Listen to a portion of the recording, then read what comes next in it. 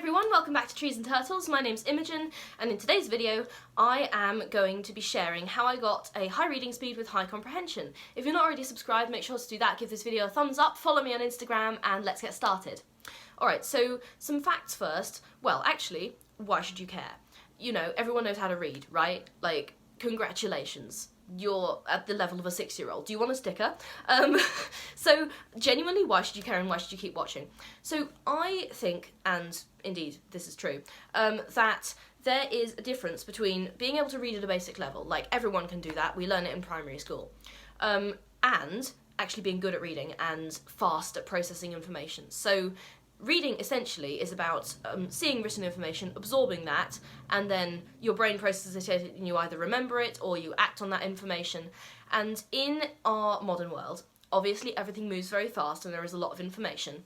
And being able to understand, acknowledge and process that faster than average is a massive advantage because you're absorbing information faster, you're absorbing more information, and you're able to make better decisions based on this larger amount of information. I'll immediately give you a practical example. I'm in my 3rd year studying geography at Durham, and as you can imagine, my degree involves a lot of reading. And in my 2nd year, I finished all of my core reading for the year in the first term. And if I wasn't reading about 3 times as fast as average, I'll give you my stats in a minute, then I wouldn't be able to do that. But as it was, I crushed through all my core reading in the first term, and that left me free in the 2nd term to just focus on my assignments, sit back, relax. The 2nd term was anything but relaxing, but that's a different story.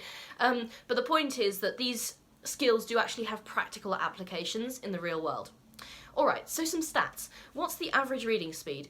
Around one study that was done, and I will link it in the description as a source because sources are always good when you make random assertions in videos. The average reading speed is around 230 to 245 words per minute.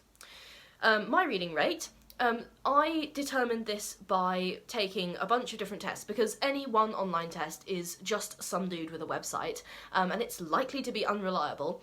So what I did was I took 5, because if I took one and I got super high, I was like, yeah, this is great, and then I take another one and it's low. So basically I took 5 and averaged them. And these ones would always measure comprehension rate as well, because you'd have to answer questions about the text afterwards. An average comprehension rate is around 80%. Mine is around 83%, so nothing special, but my reading rate is around 700 words per minute with that level of comprehension. I can read faster, and I'll put some results of some recent tests I've taken where I'm reading at quite a lot higher than that, but my comprehension rate is poorer. So I think what I can take from that is there's an upper limit to how fast I can read and still maintain above average comprehension, but it's still a lot more than the average reading speed. So having said that, having shown you why it's important and that I have done it, I will now show you how you too can do it. So the first thing you need to do is you need to improve your vocabulary, so read widely. And the reason for this is because you're teaching your brain to recognise words faster. So the first time you see a word, you probably don't know what it means. You might have to ask someone or look it up in a dictionary. But the second time you see a word, your brain knows what it means, and so you don't have to go away and do that extra research, you just know, you understand it, you move on.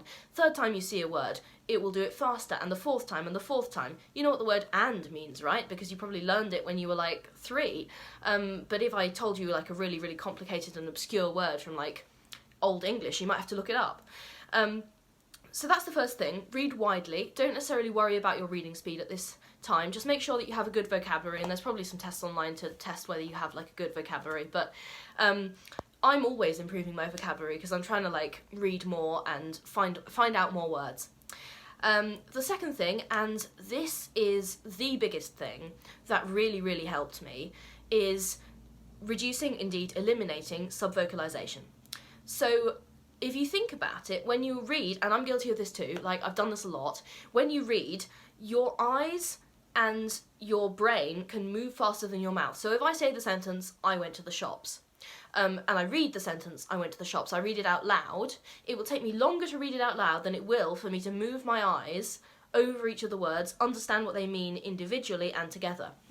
And the thing that you're doing that's slowing you down is you're reading out loud in your mind, and that's subvocalization. Sub as in under, and then vocalization as in talking. So like reading out loud in your mind.